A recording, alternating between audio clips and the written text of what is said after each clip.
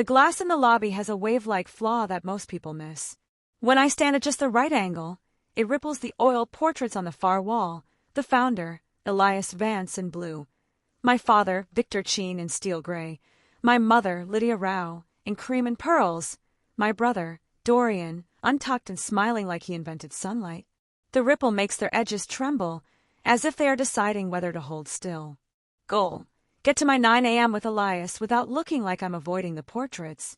Conflict: I can't help looking. Outcome: I look anyway, and they watch me back through the distortion. Reaction: my mouth tastes metallic. Dilemma: do I keep pretending this is my future on merit, or do I accept that the frames are cages? Decision: I take the stairs. I want air. The stairwell door is one of those heavy commercial slabs, brushed steel, hydraulic hinge that exhales when you push. Doors here always have opinions. This one wants me to stop long enough to see my reflection. In it, I am small and sharp, hairpinned, badge clipped, a key on my lanyard that doesn't open anything yet. My phone buzzes, cheerful. The Vance Meridian social account has posted a Transparency Tuesday carousel. It's Lydia's idea, part of a campaign to humanize leadership with glass metaphors. I open the post out of duty. Slide 1, a sunlit shot of our boardroom, a wall of glass facing the river. On the table, the board books are splayed like fans. Someone's handwritten notes bloom in the margins. A silver key lies next to a coffee ring. Slide 2, Lydia, laughing toward a lens, pearls catching light, captioned, always an open door. Misdirection. It's so benevolent I want to believe it. Then I pinch to zoom. On the board book, beneath a transparent sticky tab, a header, draft minutes, special session. My finger freezes. Line items are mostly blurred in the depth of field, but one is etched clean by sunlight. Resolution 14. Temporary transfer of voting rights to family council under anticipated incompetency proceedings. Catalyst. The word incompetency guts me. It's not casual. It's a legal harpoon. I talked to Elias at 7. He made a joke about my coffee being compliance with wakefulness standards. We finalized the vendor policy revision he asked me to draft. He is not incompetent. I keep walking, phone in my palm like a talisman. The second floor opens into the founder's suite, all light and soft echoes. Elias is already standing, spine straight despite his years, in shirt sleeves and suspenders. He is a portrait unframed. Goal: tell him about the post. Conflict: he is smiling, and I have to break his day. Outcome: I do it anyway. I turn the screen to him. He reads. I watch the small muscles in his jaw work. He breathes once through his nose and slides the phone back to me. I've told you since you came here from audit, he says, voice even. Integrity outlasts manipulation. Theme stated. He doesn't ask who posted it. He knows. He turns to the glass wall, where our city's river moves with practical purpose. It seems, he says, that my grandchildren are impatient. They're my father and my... He lifts a hand. His eyes are bright. It's a story, Mara. The one they want to tell is that I'm tired. We will tell ours with documents. Goal: secure him. Conflict: he's determined to move, not hide. Outcome: we move. He opens his desk drawer and takes out a tarnished brass key on a split ring. He places it in my palm. Doors open in their time, he says. This one is yours when the time is right. Chekhov's key lives cool and heavy in my hand. I know better than to ask the obvious question. The key has filed teeth, like a secret you don't force. Reaction: I want to stay with him. Dilemma: if I stay, I learn nothing. If I leave, I may not get back in. Decision: I leave with the key, and the decision sits like a new bone. By 11, my parents have taken the transparency post down. Too late. Screenshots are forever. The comments turn like fish when they smell iron. I find Sophia Bell in the compliance bullpen. She's our outside counsel on governance. In-house, so often that people joke she has a desk tax. She's built of angles and procedure. The litigator in her smiles like a knife. Walk, she says when she sees my face. We take the service corridor past glass cases of legacy product, our first medical device housings, machined aluminum shells that gleam like orthopedic prayers. The company started with joints. It learned how to pretend to be bone. I tell her what I saw. I keep my voice down. There are security cameras in the ceiling tiles, little black domes like pupils. Sophia nods once. If they're moving for guardianship or conservatorship, she says, they've hired clinicians to do capacity evaluations. They'll stack affidavits. They'll argue he lacks ability to manage his estate. Incompetency proceedings means they plan to strip him of control. My father wouldn't do it without the votes. He doesn't need the votes to engage a process in probate court, she says. He needs the votes to ratify a trust modification. If they're trying to transfer voting rights from Elias as trustee to a family council, they'll need either a trust protector's consent or board acknowledgement that it's in the best interest of the company. That's where fiduciary duty comes in. She says fiduciary like a bell toll. Duty of care, loyalty, good faith. Goal, pin down the legal battlefield. Conflict, the family dynamic is a fog machine. Outcome, Sophia draws a map. Sophia's jaw flexes. Harold Kemp will want to keep the board out of a family matter. He'll be wrong. If the family matter infects governance, it's the board's matter. Harold chairs our board. He spent 30 years in cautious neutrality. His silence is a policy. Debate. I spend my lunchtime pacing the skybridge that connects the old plant to the new HQ, glass on both sides, river on one. People cross behind me with trays and phones and inside jokes. I think about the word, incompetency, lodged in my throat like a dry pill. Do I mix up on the first ring? Do I go to Harold? I thought you'd call. Do I confront my parents? She sounds tired. Every option is a door with a face in the glass. My brother works in data integrity. Lydia means she knows where bodies are buried in spreadsheets. Dorian runs digital. What do you have? Which is to say he runs whatever he thinks counts as reality. She counters. I ignore him. Goal. I call Nia to risk herself. Conflict. She is already at risk. Outcome. She says very quietly, come to the second floor archives at 5. Use the east elevator. Don't use your badge. There are doors that look the same until you need the right one. I borrow Sophia's badge. It's a venial sin. She watches me with her lawyer face as I leave. The archives are behind an unremarkable door with an alphanumeric label that means nothing unless you know the building. The room smells like dust and climate control. Nia is waiting, sweatshirt zipped to her chin. She has a paper folder and a drive. This fell off the back of a truck, she says, eyes steady. Draft minutes from a special board session last Thursday. Not in the official minute book. She taps the folder. And something else. Metadata on Lydia's post. It wasn't accidental. It was scheduled with a preview algorithm I built and told her not to use for sensitive content. What else? She hands me a printout, an email thread. I recognize Rhea Lynn, our CFO, copied but silent. Victor, crisp as a scalpel. We proceed per counsel, he wrote. Attached, a trustee resolution, signature lines blank. Pinch point. Moral, if we let this happen, we're complicit in lying to employees who think Elias is steering the ship. Thank you, I say, and my voice is not steady. I know what this costs you. Nia shrugs. This place paid for my little brother's surgery when our insurance denied it, she says. Elias did. He told me my dignity wasn't a line item. I'm returning the favor. I put the folder in my bag. The brass key on my lanyard knows things. It is suddenly heavier. Outcome. We have documents. Reaction. I'm shaky with adrenaline. Dilemma. Do I confront now or build the case? Decision. Build the case. We need to control the public reckoning. War room montage. I move. In Sophia's conference room, we whiteboard timelines in black marker. Post. Minutes. Trustee resolution. Court filing windows. We pull the bylaws. We bracket sections on removal for cause and emergency session notice. Sophia reviews the charter provisions on quorum, simple majority unless removal of officers, then 2/3 of directors present, and less. We circle a footnote. I print out our corporate mission statement and tape it to the wall, then laugh at myself for being sentimental.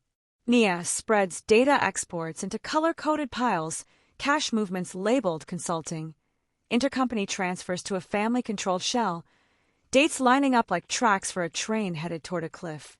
I text Elias, please don't leave the building. He responds with a thumbs up and a key emoji. The key on my lanyard warms against my skin. In the old factory, I stand before the founder's portrait. He donated it years ago, thin brushstrokes capturing a man in the act of becoming. His eyes, If you stare long enough, soften. I touch the frame. It's loose at one corner. Habit tells me to leave it alone. Instinct tells me to look behind things.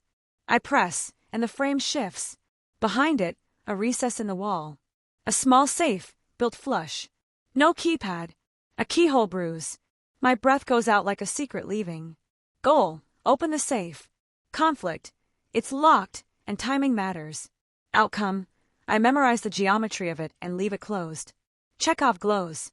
Reaction, the urge to jam the key and turn is a physical itch. Dilemma, use it now and risk alerting anyone with an alert on the door sensor, or wait until I can make opening it part of a larger move. Decision, I wait. Agency is a patience game. By the next morning, Harold requests a meeting. His office is a museum of awards and photographs of ribbon cuttings where he shakes hands with mayors and keeps his soul off camera. He sits me in front of his desk and folds his hands.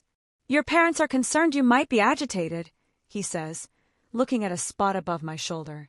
I told them I would check in as chair. Goal, test whether Harold will stand with fiduciary duty or with inertia. Conflict, he frames this as emotional. Outcome, I reframe it as governance. This isn't a feeling, I say. It's a process problem. If a quorum of the board ratifies a trustee resolution that transfers voting rights off the founder based on incompetent adjudication that isn't true, every subsequent decision is voidable on grounds of breach. Duty of loyalty. Duty of care. It exposes the board to liability. He flinches when I say voidable. That's where personal risk lives. I'll look into it, he says. It's his default. He looks into things until they disappear. You'll do more, I say. You'll call a special session, and you'll allow me to present materials. His mouth tightens. You're a vice president, not a director. I'm a shareholder, I say. So is my brother. So are my parents. Elias holds a controlling interest through the Vance Family Trust. If they're trying to move voting rights to a family council they created last month, without the trust protector's consent, you have a duty to examine whether that's consistent with the trust instrument and with our bylaws. He blinks. I've put the words duty and you in the same sentence. Send me what you have, he says, and I know he will forward it directly to Victor. Goal, prevent echo to Victor. Conflict, Harold is a sieve. Outcome, I lie with precision. I'll bring it in person, I say. Board minutes and transfer drafts. Pinch point, reputational Lydia's PR team, releases a statement later that day about streamlining governance in light of evolving founder roles. The stock dips 2%. Commentators call it succession noise. It's noise if you're not inside the building hearing the wire hum. That night, I sit in my empty office with the lights off and make phone calls. Sophia takes one on speaker while driving. This is accelerated, she says. They're going to move for an ex parte temporary guardianship first, then extend. We need injunctive relief. On what grounds? Fraud on the court if they present capacity evaluations procured under undue influence, Sophia says. Better, we focus on internal governance. If we can hold the board, we can hold the company while we fight in probate. Nia texts, you should see this. She sends a photo of a check with my father's signature and a memo line. Consult, reputation risk mitigation. The payee, a boutique firm my mother uses to seed flattering profiles. I sleep, if you call it that, with my laptop open, the war room replicated in tabs. Doors, keys, glass. The images rotate every time my eyes close. Midpoint. On day 3, Harold convenes an executive session. He allows me into the boardroom with Sophia as company counsel. Victor and Lydia are across the glass table. Dorian slides in late, wearing a hoodie he thinks makes him look like a founder more than a son. Harold nods for me to begin. Every face reflects in the glass like a double. Goal, present the truth. Conflict, they control the narrative by seniority. Outcome, I present. I lay out the sequence. Post. Minutes, resolution draft. Sophia adds a surgical explanation, ratifying a transfer of voting rights based on anticipated incompetency proceedings creates a conflict. The duty of loyalty requires you to put the company's interests over personal gain. The minutes show rationale anchored in stability, but lack any evidence of diminished capacity. Victor steeples his fingers. You pursue merit over blood with admirable zeal, he says. His voice is warm leather. But you mistake caution for manipulation. Elias is tired. He told me himself. I hate how my mother looks at me when she lies. Soft, like she's soothing a fever. We are protecting legacy, Lydia says. Per perception analysis, markets respond better to the phrase planned transition than to succession contest. Dorian looks past me. This is family, he says. Why are you making it hostile? Because you are attempting to take control of a company by deceit, Sophia says, mild as a spreadsheet. Harold clears his throat. We can't adjudicate competence, he says. That's for the court. That's why you must not predicate corporate decisions on assumptions about it, Sophia says. Your fiduciary duty is to the corporation, not to the image of serenity you want. Victor smiles like a man humoring a trainee. We all want what's best. Let's pause until the probate judge appoints a guardian ad litem, if necessary. We'll reconvene. He just executed the midpoint reversal, cooperative language that hides the plan to rush a filing while we wait. He wants to move in the dark. Outcome: the board is noncommittal. Reaction: heat behind my eyes. Dilemma: attack my own parents in the open and win or lose spectacularly, or dig deeper and risk letting them get to court first. Decision: dig, then strike. Bad guys close in. Over the next 48 hours, Lydia's machine manufactures come. Our intranet serves a gleaming piece about legacy stewardship with a portrait of Elias I've never seen. His gaze softened in post-production, the sharpness smudged like he's already halfway gone. Victor schedules listening sessions with managers and speaks of continuity. Dorian posts a behind-the-scenes video with a key motif he ripped from me, jangling like a joke. If I didn't love this company, I'd admire the craft. Pinch point, Financial Nia, sends a ledger screenshot showing disbursements to a family entity pegged to advisory, summarized to board as strategic expenses. The amounts are large enough to be noticed. Ria, the CFO, signs the monthly package with a note that reads, in the stark grammar of accountants, materials align with presented narrative. It's the most courage she can do on paper without a resignation letter. Sophia files a notice with the court requesting notice of any motion regarding Elias's capacity. We're on the docket even if they try ex parte, she says. It won't stop them, but it slows. I wait until midnight to test the key. The building at night feels like a stage between scenes, sets draped. The founder's portrait lifts like a lid. The safe clicks when the brass touches home. The sound is obscene in its intimacy. Inside, a sealed envelope addressed to directors of Vance Meridian, in Elias's hand, the ink brown with age. A flash drive labeled Origin, a notarized trust amendment with a date 2 years ago, and a photo, black and white, matte, of Elias at a machine press with ordinary men whose names are written on the back in careful print. His kin were never at galas. They are here, sleeves rolled. Goal: understand what these are. Conflict: opening them makes a promise I can't undo.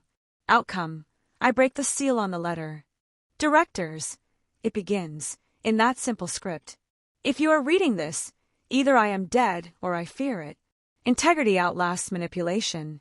If anyone seeks to consolidate control through family pressure, let this be your record. I amended the trust to require that any transfer of voting rights for cause must be approved by an independent director majority after an independent evaluation of capacity not procured by any beneficiary. I named Mara Chin as my successor CEO not because she is family, but because she never asked me for it. You will find minutes from a private session where we discuss this, with counsel present, to be lodged with the corporate secretary upon my death. If those minutes are missing, someone has breached their duty. I sit with the letter on my knees. The flash drive hums bloody in my fingers. On it, a video of Elias from a year ago, saying version of the same thing into the lens, his eyes unflinching. Setup/payoff. The key was set early. It opens the safe that holds the counter-narrative. Reaction: relief knifes through the fatigue. Dilemma: do I announce this now and trigger a public war, or build a sequence to force a board vote that cannot be spun as hysteria? Decision: I build the sequence. The next day is an avalanche. A courier arrives with a notice of hearing for temporary guardianship, scheduled for Friday. Petitioners Victor Chin and Lydia Rao, alleging diminished capacity of Elias Vance per 2 clinicians' affidavits. Detective Imani Cole from the DA's office contacts Sophia about an anonymous tip regarding internal data misuse and unauthorized access. Nia looks at me and doesn't say a word. We know what this is. Bad guys close in, legal they are weaponizing compliance against us.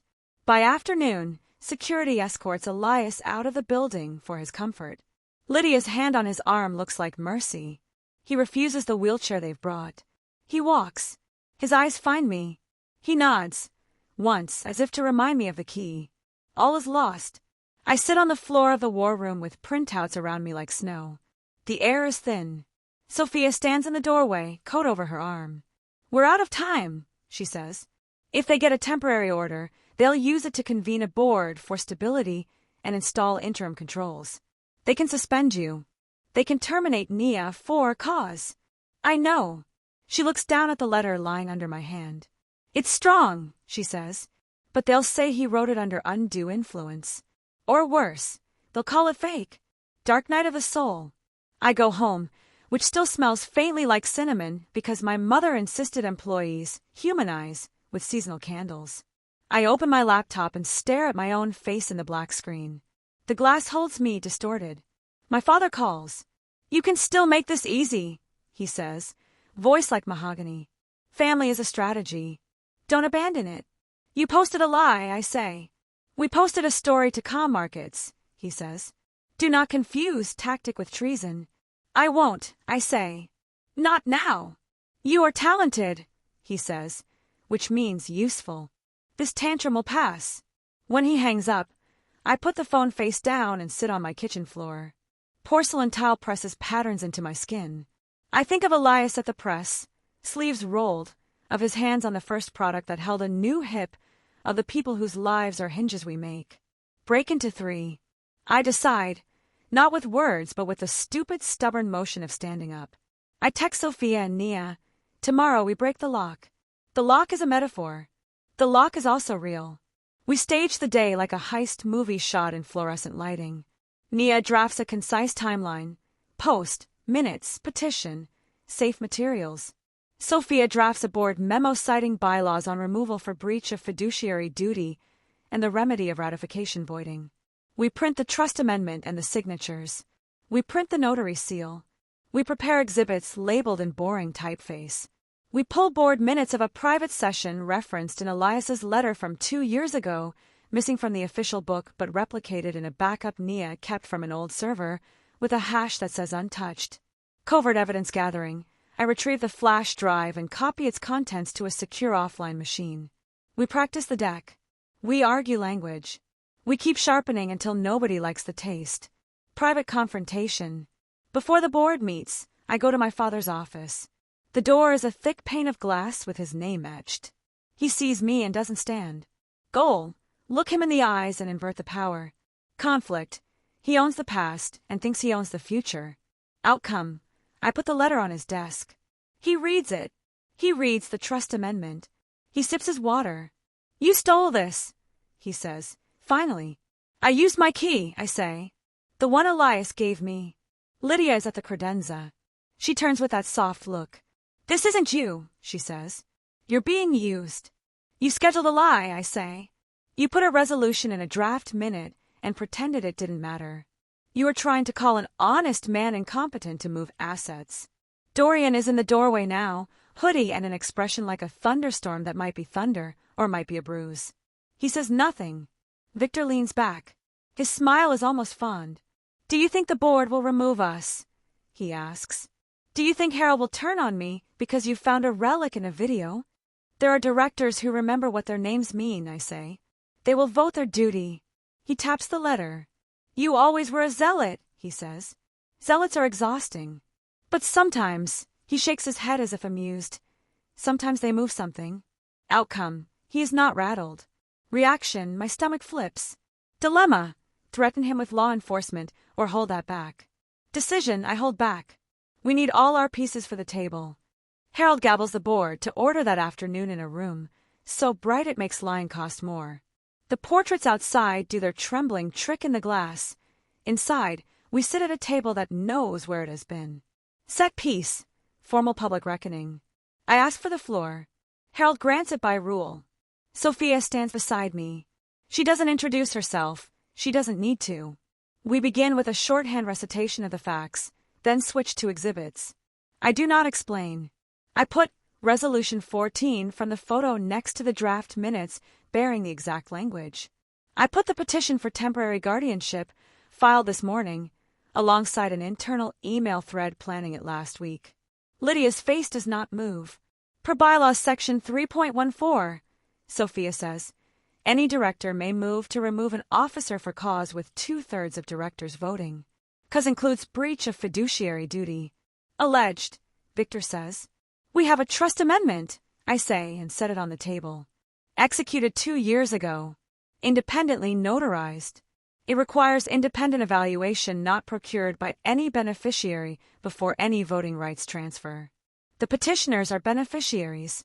The clinicians were hired by them. This is a breach of the trust instrument and an attempt to induce the board to act on breached premises. Additionally, Sophia says, layering calm over my heat, we have evidence of misleading financial descriptions to the board related to transfers to a family-controlled entity appearing as consulting. Duty of candor to the board is an aspect of the duty of loyalty. Harold breathes like he's run upstairs. You should vote, I say. My voice is steady. It is the steadiest thing in the room. Victor laughs under his breath. On what? On whether to suspend you and Lydia from executive duties pending full review, I say, and whether to instruct counsel to oppose the guardianship petition. And, I add, to appoint an interim CEO per the contingency plan lodged with the secretary. Sophia slides the flash drive into the room's screen jack. Elias's face appears, unsmooth it. He looks into us from a year ago. If you are watching this, he says, I still believe in stories that tell the truth. Integrity outlasts manipulation. He smiles. It takes longer, and it doesn't trend. But it outlasts. Dorian shifts, hoodie suddenly looking like a hoodie. He glances at Lydia. Her eyes show something brittle. Harold clears his throat. Motion! I move, says a director whose portrait will never hang in a lobby because she runs plants, not cameras. Her voice is dry and thick with shift coffee. For cause. Victor's chair scrapes. This is ridiculous. I say one of the lines I will let myself be on the nose for. It's governance. Sophia calls the roll because no one else will. The votes go around the table like a tide. Yes. Yes. Yes. A no. An abstention. Yes. The numbers crest. 2/3. The bylaws are a door, and it opens because we have the key. Pinch point, reputational transfigured Harold stares at me. He has chosen, and it has cost him nothing and everything. The motion carries, he says. His voice is the voice of a man waking up. Victor, Lydia, you are suspended from your duties pending review.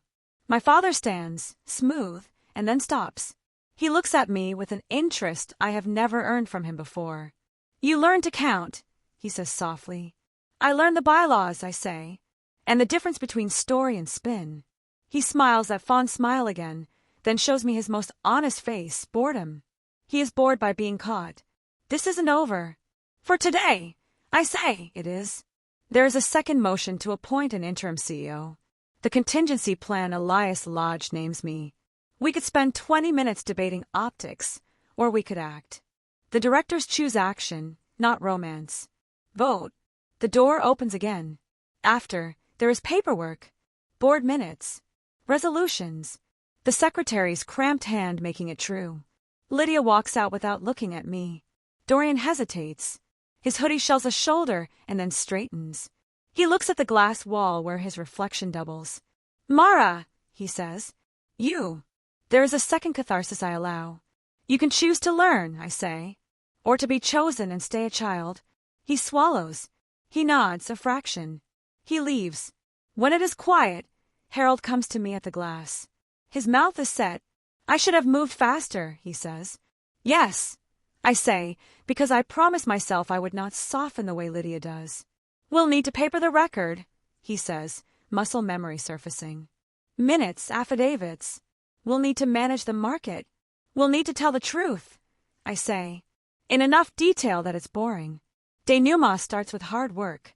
The next week is reformed by 1,000 cuts and a handful of bold strokes.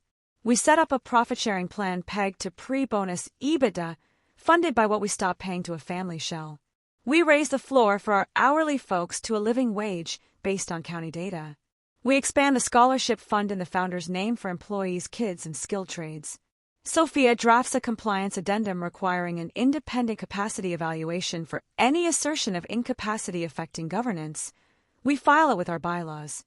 The communications team, now reporting to a director who tells the truth with unflattering lighting, puts out a statement that says what happened in declarative sentences with dates attached. Markets wobble then steady. Investors like steady more than pretty. Detective Imani Cole sends word through Sophia that the DA's office is monitoring, which in this language means, behave or don't, but we see you. Rhea Lynn resigns with a letter that reads like a tone poem to numbers and the relief of putting your name to a sentence that is not a hedge. She does not speak to me. She does not have to. Sophia and I take Elias to the incompetency hearing. Victor and Lydia are there, counsel at their elbows. The judge is brisk and kind and unimpressed by narrative. She reads the independent evaluation we obtained from a clinician who is not on any family retainer. Hears Elias answer questions about his estate with a clarity that feels like a small, spiteful joy. She looks at the petitioner's affidavits and asks about their relationship to the proposed ward and the trust. She uses the word beneficiary like it matters. She denies the petition. Outside the courthouse, under a sky not interested in us, Elias laughs. You did the work, he says to me. I told you. That integrity outlasts manipulation, I finish. I can't stop smiling, and it looks ridiculous in the reflective glass of the courthouse doors. Setup/payoff. On the way back to the office, I hand Elias the tarnished key. You gave me this, I say, for when the time is right. He closes my fingers back around it. It still is, he says. Doors stay doors. You decide when to turn them. In the weeks that follow, we host a town hall not in the glass boardroom but in the old plant. The metal smells like metal. The rafters still have dust from a time when dust meant something making something. I stand where workers used to clock in. The portraits hang behind me, not the ones with gold leaf. We've moved the matte photo from the safe to the plant wall. The men in it stare into their middle distance like they always do because they don't care about being looked at. Goal: put a seal on this story without making it a teaser for the next season. Conflict: people are tired of being managed by narrative. Outcome: I make a promise that is a policy. We're doing revenue sharing, I say. We've raised starting wages. We're redoing the family trust governance with independent oversight. Board minutes will be posted for employees with appropriate redactions. If you see something, tell compliance. You won't be fired for it. If you get fired for it, I'll fire whoever fired you. There is laughter. There is a kind of silence that precedes applause only in movies. We get the other kind, the silence of people measuring you against the last person who said something like this and then did not do it. That's fair. We put the measures into the handbook anyway. We make them enforceable. We enforce them. Nia stops by my office wearing real lipstick for the first time since any of this started. Your inbox is a mess, she says, and tosses me a smile like an underhand pitch. I set up a reporting portal. Anonymous. Auditable. We'll see. I know we will, I say. If you want to take over compliance, say the word. Her mouth twists. I like the work of integrity, she says. Not the meetings. We both laugh. Elias puts his head in my door, knocks anyway. Pictures, he says. We go to the lobby. The glass ripples still, but we've replaced 2 portraits. Lydia and Victor's frames now hold a copy of the mission statement and a photograph of the first scholarship recipients, 3 kids in mechanics jumpsuits grinning with their teeth. Dorian's remains where it is. He comes in late to the ceremony and stands at the back. He looks smaller at that distance.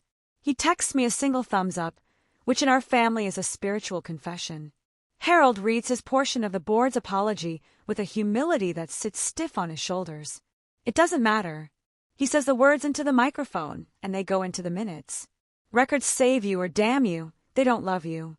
After, I walk to the founder's portrait. The new frame grips tight. The safe is behind it still.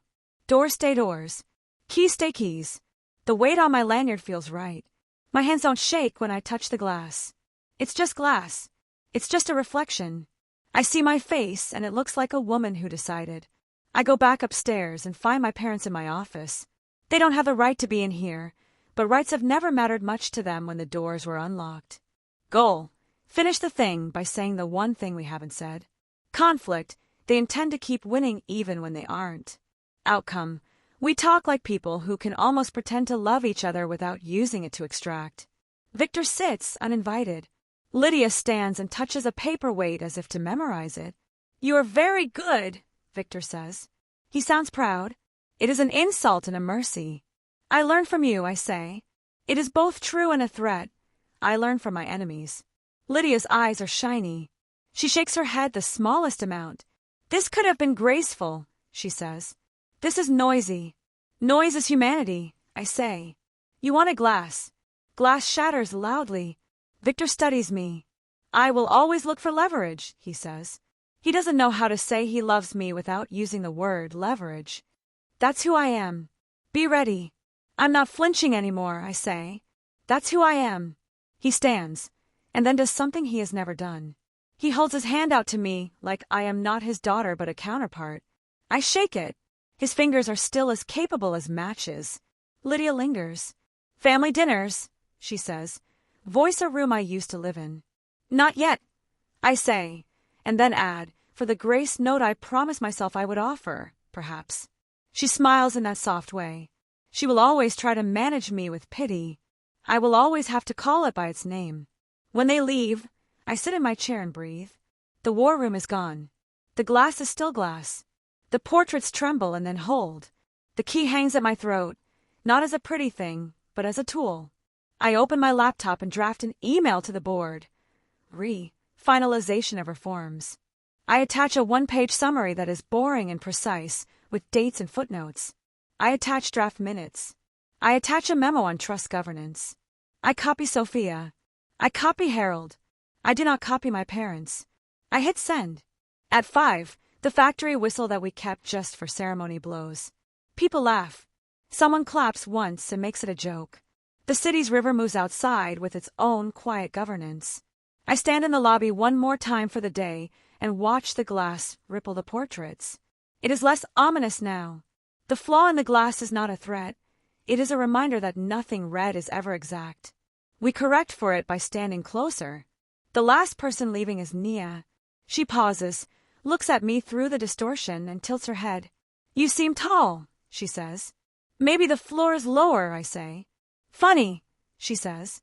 Then, "You did the thing." "We did the thing," I say. And when she leaves, I let myself put my forehead against the cool glass, like a child and a commander. I lock my office door. It clicks. Doors here know where they've been. I turn the key in the little brass lock, not because I'm afraid, but because I can. The sound is small and decisive,